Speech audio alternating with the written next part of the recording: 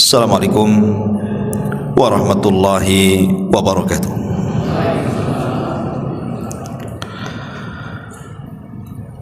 Alhamdulillah,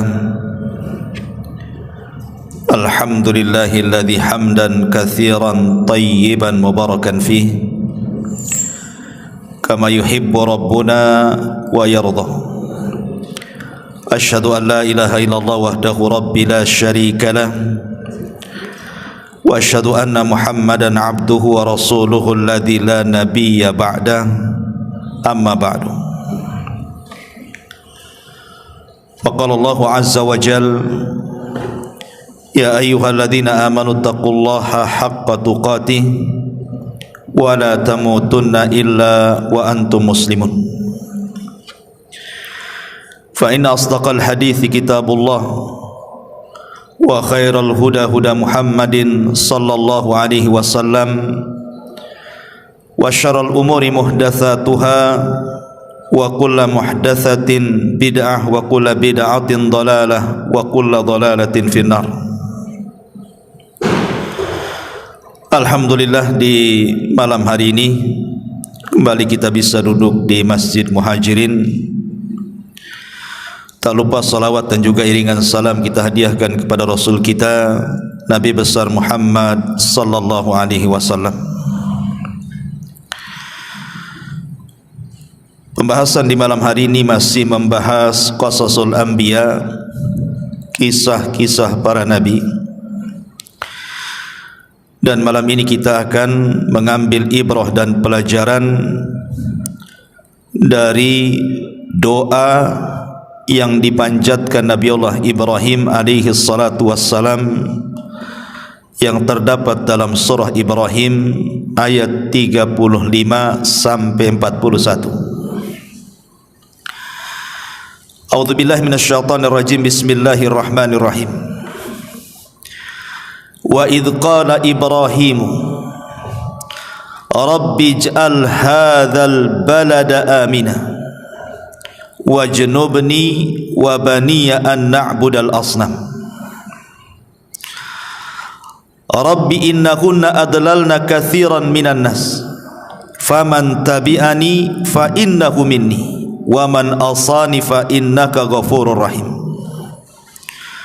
Rabbana innaka ta'lamu ma nukhfi wa ma nu'lin wa ma yakhfa 'ala Allahi min syai'in fil ardi wala fis sama'. Alhamdulillahilladzi wahabali 'alal kibari Ismaila wa Ishaqa rabbi inna rabbi lasami'ud du'a. Rabbi ij'alni muqimas salati wa min dzurriyyati rabbana wa taqabbal du'a. Rabbana ighfirli wa liwalidayya walil mu'minina yauma yaqumul hisab. Dan ingatlah ketika Ibrahim berdoa, ya Tuhan, jadikanlah negeri Mekah ini negeri yang aman, dan jauhkanlah aku beserta anak cucuku agar tidak menyembah berhala. Ya Tuhanku, berhala-berhala itu telah menyesatkan banyak dari manusia. Maka barang siapa yang mengikutiku, maka orang itu termasuk golonganku. Dan barang siapa yang mendurhakaiku, maka Engkau Maha Pengampun lagi Maha Penyayang. Ya Tuhanku, sesungguhnya aku telah menempatkan sebagian keturunanku di lembah yang tidak mempunyai tanaman-tanaman di dekat rumahmu Baitullah yang sangat dihormati. Ya Tuhanku, agar mereka melaksanakan salat, maka jadikanlah hati sebagian manusia cenderung kepada mereka, dan berilah mereka rizki dari buah-buahan, mudah-mudahan mereka bersyukur. Ya Tuhanku, sesungguhnya Engkau mengetahui apa yang kami sembunyikan dan apa yang kami tampakkan, dan tidak ada satupun yang tersembunyi bagi Allah, baik yang ada di bumi maupun yang ada di langit. Segala puji bagi Allah yang telah menganugerahkan kepadaku di hari tuaku ini Ismail, Ishak. Sungguh Tuhanku benar-benar maha memperkenankan doaku. Wahai Tuhanku, jadikanlah aku dan anak cucuku orang-orang yang tetap melaksanakan salat. Ya Tuhanku, perkenankanlah doaku. Ampunilah aku dan kedua bapakku dan kedua ibu bapakku dan semua orang-orang yang beriman kelak pada hari diadakan perhitungan pada hari kiamat. Ma'asyiral muslimin yang dimuliakan Allah Subhanahu wa taala. Sebelum saya membahas doa Nabi Allah Ibrahim alaihi salatu wassalam, kita tahu bahawa Nabi Allah Ibrahim yang sudah saya jelaskan biografinya sedikit ketika kita menjelaskan tentang sirah Nabi Allah Ibrahim alaihi salatu wassalam, itu ada hubungan erat dengan umat Islam.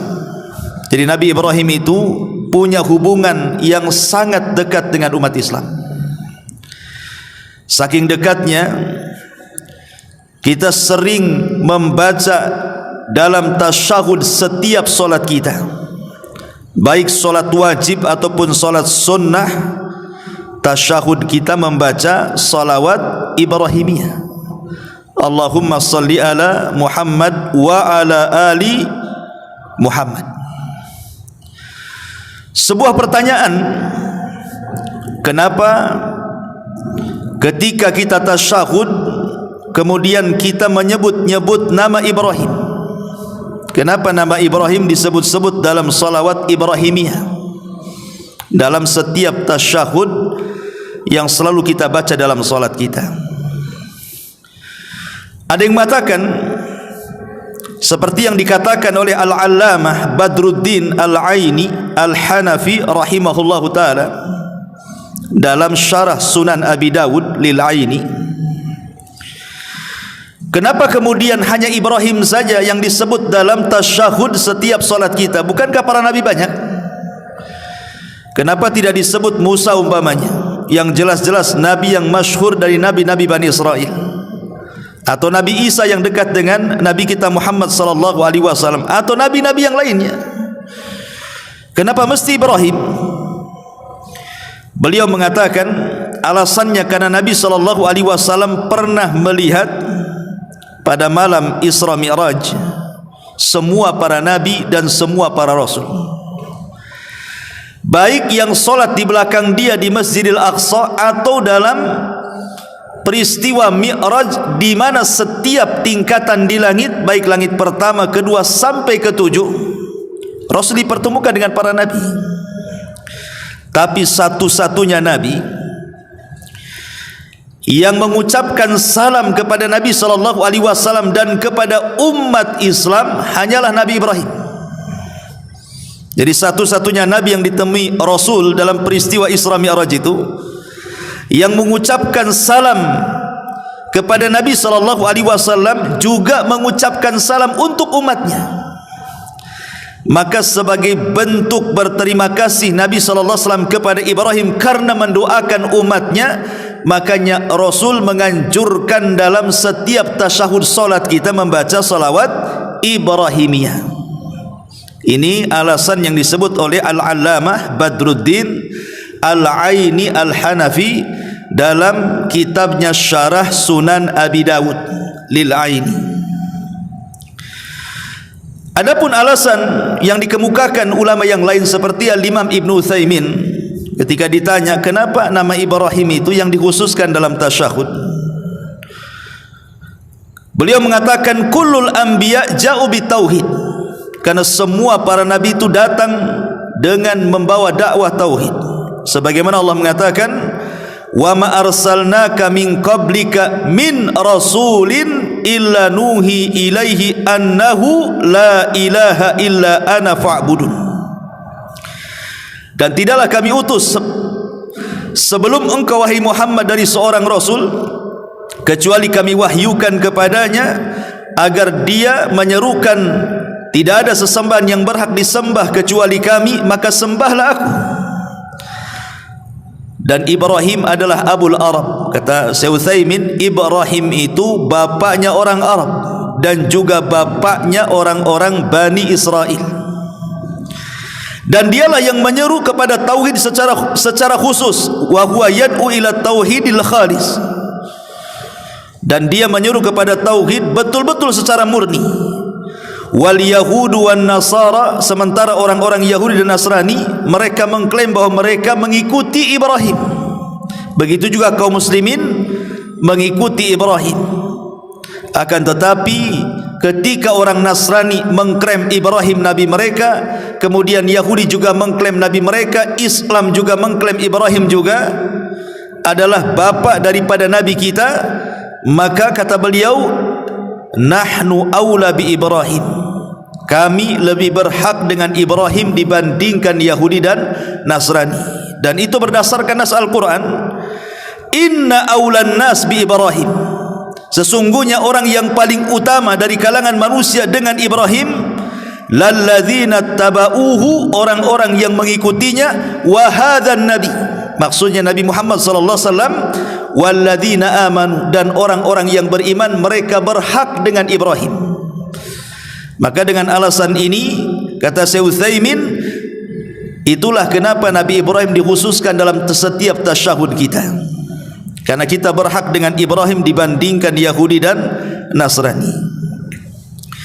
Taib, ma'asyiral muslimin yang dimuliakan Allah Azza wa Jalla, doa Nabi Ibrahim ini sebenarnya ada hubung kait dengan surah Al-Baqarah yang sering kita baca, di mana Allah Subhanahu wa taala berfirman dalam surah Al-Baqarah, wa idh yarfa'u Ibrahimul qawa'ida minal baiti wa Ismail, dan ingatlah ketika Ibrahim meninggikan pondasi Baitullah bersama Ismail. Ma'asyiral muslimin yang dimuliakan Allah Azza wa Jalla, kita tahu bahwa Ibrahim beliau tinggal di Palestina. Al-Quran sendiri tidak menyebutkan 5 kalinya, cuman yang tersirat dari Al-Quran dan juga sunnah, di sebuah lembah yang tidak ada tanaman, tidak ada air, tidak ada manusia, hanya diberikan air sedikit untuk bekal minum dan sekeranjang kurma yang hanya bisa dimakan 1, 2 hari, 3 saja. Paling lama 3 hari sudah habis itu bekalnya, air putih dan kurma saja. Kemudian Ibrahim setelah mengantarkan Hajar, berteriak-teriakan ketika itu, "So meninggalkan aku di tempat ini, di tempat." Tapi Ibrahim tidak menengok sedikit, mengatakan, kalau ini perintah Allah, idzan lan yudai. Ibrahim yang pertama, kemudian Ibrahim pergi. Kemudian zipinya dia menyembelih Ismail, adalah wahyu, perintah itu, mimpinya. Maka Ismail mengatakan, ya abati, ziarah Ibrahim yang kedua. Ziarah Ibrahim yang ketiga, maka kemudian Ibrahim pun beryir atabata babik, ganti itu tangga rumah tangga rumah yang menuju kalinya, ingin memastikan lagi istrinya Ismail dibaikan oleh istri keduanya. Ismail mengatakan dari Palestina ke Mekah, kemudian menemui Ismail yang kelima. Disinilah terjadi pembangunan. Ma'asyiral muslimin yang dimuliakan Allah Subhanahu wa taala, kembali kepada doa yang disebutkan dalam surah Ibrahim ayat 35-34 yang tadi saya baca di awal.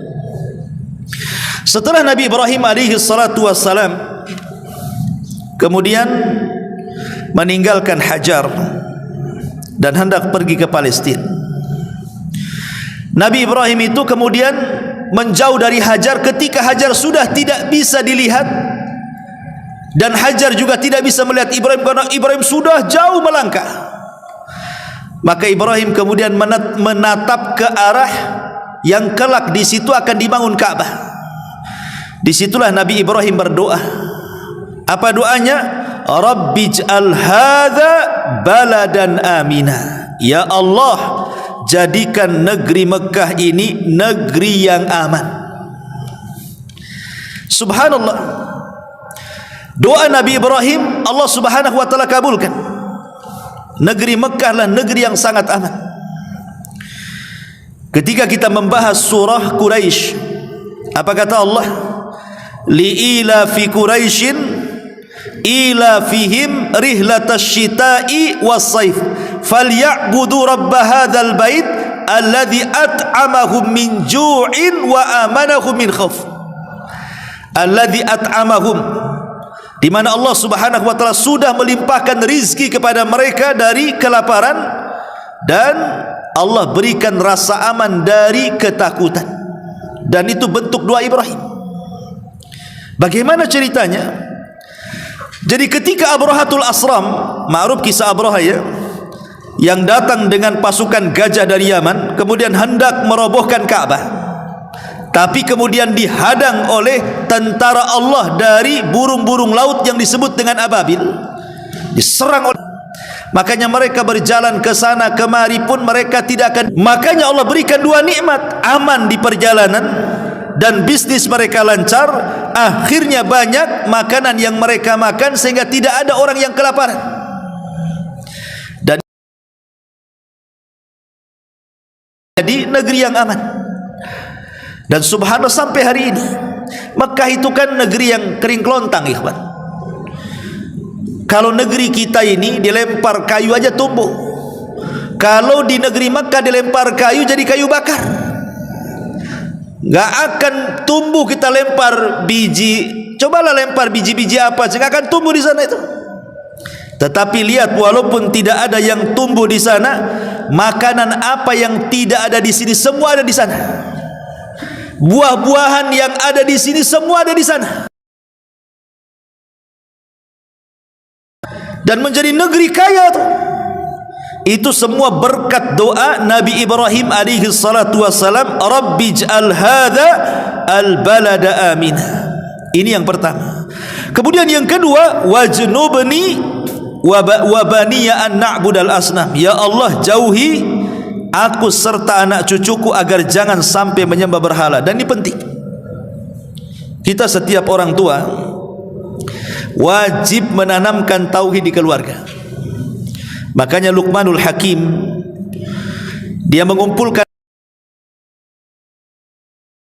tusyrik billahi inna syirka la dzulmun adzim. Wahai anakku, jangan kau sekutukan Allah ya, karena kesyirikan itu kezaliman yang sangat besar. Maka apa yang dilakukan para nabi? Mereka mendakwahkan tauhid di lingkungan keluarga dulu. Dan harusnya kita juga demikian. Harusnya juga kita demikian. Kalau bisa kita dakwahi keluarga kita yang masih awam, yang masih percaya dengan klinik, yang masih suka datang ke dukun, yang masih suka mengkonsumsi jimat dan begitu seterusnya. Kalau bisa kita nasihati mereka. Karena tauhid ini yang menjadikan diterima semua amal. Kalau orang tidak bertauhid, percuma dia salat, puasa, zakat dan yang lainnya. Karena tauhid itu yang menentukan diterima dan tidaknya sebuah amalan. Makanya Ibrahim berdoa kepada Allah, jangan sampai anak turunannya menyembah berhala. Kenapa alasannya? Rabbi innahunna adlalna katsiran minan nas. Ya Rabb, karena berhala-berhala itu sudah banyak menyesatkan manusia. Faman tabi'ani fa innahu minni. Siapa yang mengikuti aku, dia termasuk golonganku. Waman asani fa innaka ghafurur rahim.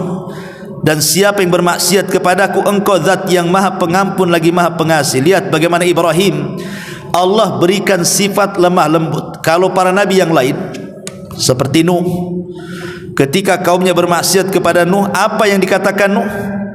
Nuh mengeluarkan doa pamungkasnya, Rabbi la tadhar alal ardi minal kafirina dayyara. Ya Rabb, jangan kau sisakan satu jiwa orang kafir kecuali kau binasakan. Itu kalau Nuh tuh. Ataupun Nabi Allah Saleh, atau Nabi Allah Hud, atau nabi-nabi yang lain, kaumnya habis. Kecuali kaum Ibrahim dan kaum Nabi SAW. Walaupun bermaksiat manapun kepada Allah, kan tidak dihancurkan mereka. Karena Ibrahim suka berdoa, kalau mereka mengikutiku, mereka golonganku. Tapi kalau mereka bermaksiat kepadaku, mudah-mudahan Allah mengampuni mereka. Ibrahim mendoakan agar diampuni gitu, bukan dihancurkan. Ya, karena dia adalah teladan. Makanya kalau kita melihat dalam Al-Quran, hanya dua nabi yang disebut Allah, yang disuruh kita mencontoh dan menteladininya. Disebut namanya ya, maksudnya secara jelas-jelasan namanya disebut. Tapi para nabi yang lain tidak. Para nabi yang lain itu disebut secara umum. Contoh umpamanya, Allah Subhanahu wa taala berfirman ketika bicara soal teladan. Allah Subhanahu wa taala mengatakan, laqad kana lakum fi Rasulillahi uswatun hasanah. Ini kan perintah kita menjadikan Rasul kita menjadi suri teladan, sudah jelas. Namanya Rasul itu kan Nabi kita, otomatis kita menjadikan teladan. Tetapi tidak ada dalam Al-Quran yang disebut namanya untuk dijadikan teladan kecuali Ibrahim. Makanya Allah Subhanahu wa taala mengatakan dalam Al-Quran, tepatnya di surah Al-Mumtahanah ayat keempat, qad kana lakum uswatun hasanatun fi Ibrahim. Sungguh telah ada suri teladan yang baik bagimu pada diri Ibrahim. Disebut namanya. Jadi hanya ada dua nabi yang disuruh kita ikuti dalam Al-Quran itu. Pertama Nabi kita, yang kedua Ibrahim. Adapun nabi-nabi yang lain Allah hanya menyebutkan secara umum saja kan. Ulaikal ladzina hadallahu fabihudahu muqtadi. Mereka orang-orang yang telah diberikan petunjuk Allah, maka ikutilah petunjuk mereka. Allah hanya mengatakan seperti itu saja. Tapi ketika bicara Ibrahim, Allah tegas mengatakan laqad kana lakum fi rasulillahi uswatun hasanah fi Ibrahim. Sini Allah mengatakan laqad kana lakum uswatun hasanatun fi Ibrahim. Allah sebutkan kalimat Ibrahim. Ya, karena Ibrahim adalah kakek buyut Nabi sallallahu. Kemudian doa Ibrahim selanjutnya, Rabbana innaka ta'lam ma nukhfi wa ma nu'lin wa ma yakhfa 'ala Allah min syai'in fil ardi wala fis sama.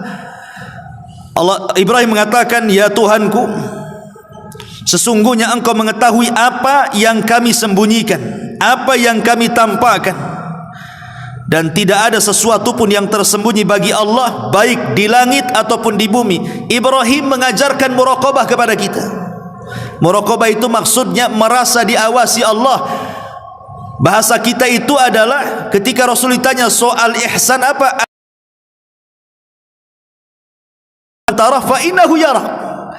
Engkau menyembah Allah seolah-olah engkau melihat Allah. Kalau tidak merasa dilihat Allah, yakini Allah melihat kita. Itulah namanya muraqabah. Seperti di sini Ibrahim, dia mengatakan bahwa ya Rabb, tidak ada yang tersembunyi bagimu. Semua apa yang kami ucapkan, semua apa yang kami lihat, semua apa yang kami perbuat pasti dilihat Allah. Dan ini sifat muraqabah penting, karena sifat inilah yang memperbaiki manusia. Kemudian setelah itu Ibrahim mengatakan alhamdulillahilladzi wahabali alal kibari Ismaila wa Ishaq inna rabbi lasami'ud du'a. Segala puji bagi Allah yang telah memberikan kepadaku ketika di masa tuaku keturunan Ismail dan Ishak, dan Rabbku sungguh maha mendengar doa. Artinya Ibrahim tidak pernah putus asa untuk meminta keturunan kan. Kan sudah lama dia menikah dengan Sarah itu, tidak kunjung diterima berdoa, tidak kunjung dikabulkan doanya dan keturunan. Baru setelah tua tuh dia menikah. Rabbi ij'alni muqimas shalah wa min dzurriyyati rabbana wa taqabbal du'a. Wahai Tuhan kami, jadikan aku orang yang senantiasa tegak menegakkan salat dan termasuk anak turunanku. Ini penting ya, ini saya akan bahas agak panjang lebar. Nabi Ibrahim alaihi salatu wassalam meminta kepada Allah agar dia termasuk hamba yang senantiasa rajin melaksanakan salat, bukan hanya dirinya dan anak turunannya. Maka harusnya kita juga, karena ada sebagian orang tua yang mengeluh ya, Ustaz, saya ini punya anak, pengen anak saya ini rajin salat, tapi boleh jadi karena dari kecil tidak saya didik, sekarang sudah remaja bahkan sudah menginjak dewasa, paling sulit suruh salat itu, apalagi salat subuh. Bagaimana caranya supaya anak kita ini cinta dengan salat? Ma'asyiral muslimin yang dimuliakan Allah Subhanahu wa taala, tentu ada beberapa hal yang harus diketahui kata ulama. Pertama, al-isti'anatu billahi wad du'a lahu. Cobalah kalau anak kita ini sulit untuk melaksanakan salat, minta pertolongan kepada Allah dan berdoa kepada Allah. Karena kalau seandainya kita tidak meminta pertolongan Allah, maka selamanya anak kita tidak akan salat. Jangankan anak kita, kita saja kalau tidak dapat pertolongan Allah tidak mungkin hadir di sini. Siapa yang menggerakkan kaki antum ke Masjid Muhajirin kalau bukan karena Allah? Coba. Maka meminta pertolongan kepada Allah dalam setiap perkara itu harus, karena tanpa pertolongan Allah kita tidak mungkin bisa bergerak kemana-mana. Kita tidak bisa solat, kita tidak bisa puasa, kita tidak bisa baca Quran. Semua amalan yang kita lakukan itu tidak lepas dari pertolongan Allah. Maka karena doa itu bagian dari mengetuk pintu langit. Coba bayangkan kalau saya boleh analogikan begini, ikhwan. Antum benci dengan saya dan saya benci dengan antum. Kalau antum datang ke saya sementara saya benci kepada antum, kira-kira kalau antum menggedor pintu rumah saya buka enggak? Enggak saya buka, karena saya enggak suka dengan antum. Tapi kalau tiap hari antum datang, digedor pintunya, digedor pintunya, digedor pintunya, lama-lama dibuka enggak? Dibukalah, bising. Siapa sih kok gedor-gedor terus? Lama-lama kan dibuka. Kemudian dibuka mungkin masih marah. Ngapain kau ke sini? Umpamanya kan. Tidak, saya meminta maaf. Enggak ada maaf. Besoknya datang lagi, gedor pintu lagi, malas buka. Akhirnya dibuka minta maaf. Kira-kira kita maafkan enggak orang itu? Kalau terus dilakukan seperti itu, ya pastilah kita lama-lama kasihan juga kan. Lama-lama ya dimaafkan lah. Nah mungkin kita tertutup hatinya. Orang gila itu kepada manusia tuh, maka kepada Allah subhanahu wa ta'ala mimbabil aula, lebih utama lagi, karena Allah itu maha pengampun, maha penyayang, maha segalanya. Jadi kalau seandainya anak kita itu nakal senakal-nakalnya, suruh sholat tidak mau, cobalah minta kepada Allah, berdoa agar anak kita dapat hidayah. Kalau kita ketuk terus pintu langit, ya Allah berikan kesadaran kepada anakku, nanti akan datang kesadaran itu. Kalau setiap hari pintu langit dibuka, diketuk, maka Allah subhanahu wa ta'ala pasti akan mengabulkan doa kita. Terutama kalau kita berdoa di waktu-waktu yang mustajab, di sepertiga malam, di malam Lailatul Qadar, dan begitu seterusnya. Ini yang pertama. Yang kedua, hendaklah seorang orang tua itu menjadi qudwatan li abna'in fis shalah. Jadi contoh. Kalau anak kita ingin sholat, orang tua harus sholat. Kalau orang tua tidak sholat, nyuruh anaknya enggak sholat, apa kata dunia? Bapaknya tak sholat, nyuruh-nyuruh aku pula sholat. Bagaimana kalau seandainya anaknya ngomong begitu kan? Makanya setelah kita meminta pertolongan oleh anaknya kan, lama-lama kan kalau orang tuanya sholat, dia bisa berhujah. Nak sholat, lihat bapakmu sholat loh. Bapakmu ke masjid, masa kau tak sholat tak ke masjid? Adalah hujah kita kepada anak kita. Ini yang kedua. Yang ketiga, zikru ahaditsin Nabi sallallahu alaihi wasallam fi amri salati wa fadliha. Mungkin ketika di waktu senggang, di waktu anak itu tidak sedang bersitegang dengan orang tuanya, cobalah kemudian diterangkan kepada anak itu tentang hadis-hadis seputar pentingnya solat dan keutamaan solat. Kalau kita tidak bisa menjelaskannya, datangkan ustaz. Nah, sekarang apalagi sudah ada YouTube, setel aja YouTube. Ustaz Abu Humairah, keutamaan solat, dengarkan nak, umpamanya. Kalau kita tidak bisa menyampaikan, banyak ustaz di YouTube kok, supaya anak itu mendengar dalil. Oh beginilah solat, apa keutamaannya, apa kehebatannya, dan begitu seterusnya. Termasuk juga mukafaatuhum. Jangan lupa, jangan bakhil orang tua sama anak itu. Kalau bisa kasih hadiah. Nah kalau sampai sholat 5 waktu, yang tadinya jajannya 10.000, saya tambah 20.000, gitu kan itu. Nah itu yang jadi anak itu semangat kan itu. Tapi jangan janji-janji saja sudah sholat 5 waktu, kata anaknya, mana bah? Nanti aja. Ya nggak sholat lagi lah dia. Artinya kan harus dijanjikan juga. Nggak apa-apa, orang tua jangan bakhil. Kasih janji-janji. Kamu kalau ya seperti kita suruh anak kita hafal Quran, kamu kalau hafal Quran saya bawa umroh, gitu ya. Bawa jalan kemana? Anak itu semangat kan itu. Sholat juga sama. Ya. Kemudian juga yang nomor 5, as-suhbatus salihah. Maka harus dikawal anak itu. Berkawan dengan siapa tuh? Kalau dia berkawan dengan ahli solat, silakan, nggak apa-apa. Pasti kalau waktunya solat, kalau kawannya solat, pasti dia diajak solat tuh. Tapi kalau kawannya bajingan, ya jadi bajingan lah anak tuh. Sembarang-sembarang kan gitu. Solat nggak dia? Begitu. Pertanyaannya itu solat nggak dia? Sebelum pertanyaan yang lain, tanya solat nggak itu kawanmu tuh. Kalau tak solat, jangan berkawan dengan dia. Jadi ini penting memilihkan teman yang baik. Kemudian yang terakhir, as-salatu rahatun wa tuma'ninatun. Jadikan anak itu diberikan sebuah penjelasan bahwa solat itu sebenarnya ketenangan, ya.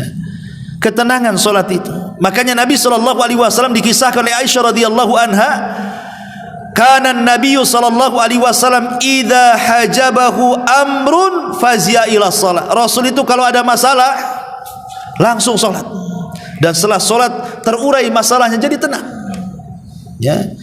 Makanya orang-orang salaf dulu itu sampai-sampai saya lupa ulama tabi'in namanya, lupa namanya, ada ulama tabi'in itu sedang salat tuh, tiba-tiba gempa, sepertiga masjid itu, 2/3 masjid roboh. Jamaah bubar kemana-mana, ketakutan. Ini yang tabi'in ini sholat aja, tidak peduli dengan gempa dia. Ketika sudah salam, assalamualaikum, baru dia kaget, ada gempa nih katanya. Saking khusyuknya, dia tidak merasakan gempa gitu maksudnya. Sebenarnya kan tidak boleh. Kalau kita tahu ini gempa kan harus batalkan solat kemudian keluar, karena menjaga jiwa lebih penting dibandingkan solat, ya. Tapi kenapa yang satu ulama tabi'in dibatalkan solatnya? Bukan tidak batalkan solat, tidak tahu kan diajari solat, ya. Kalau anak laki-laki datang ke masjid, kecuali rese lah, kalau sudah jangan nasihati, ajari, sekali-kali bawa, sekali-kali tidak, sekali-kali bawa, supaya dia terbiasa. Dan mungkin bapaknya dulunya kayak gitu tuh. Katakan muru auladakum bis salati wa 7 tahun kita sudah cerewet, sampai di usia